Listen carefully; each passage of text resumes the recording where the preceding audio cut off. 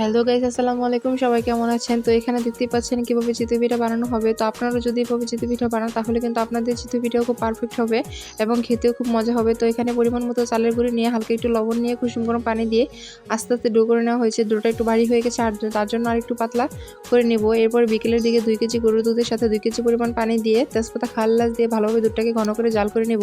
দুধটা যতটুকু ভালো ঘন করে জাল করা হবে ততই কিন্তু মজা হবে। এরপর সন্ধ্যার দিকে চুলাতে জাল ধরিয়ে পিঠা বানানো শুরু হয়ে গেছে। তো পিঠাটা দেখতেই পাচ্ছেন কতটুকু সুন্দর হয়েছে। প্রথম পিঠা তাও কিন্তু যথেষ্ট সুন্দর হয়েছে।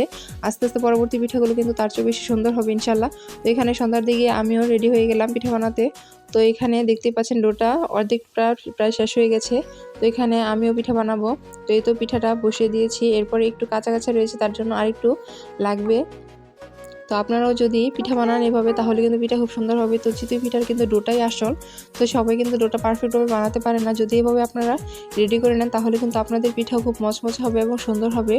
তো এইভাবেই কিন্তু আপনারা চিতই পিঠা ভর্তা দিয়ে খেতে পারেন এবং দুধে ভিজিয়েও খেতে পারেন। তো আজকে যেহেতু আমরা ভর্তা দিয়ে খাবো না, দুধে ভিজিয়েই খাবো, তার জন্য করা হয়েছে। তো দেখতেই পাচ্ছেন পিঠাটা কত সুন্দর ফুলে উঠেছে। তো এই তো দুধের মধ্যে ভিজানো হয়ে গেলে ভিডিওটি এই পর্যন্ত। আসসালামু আলাইকুম।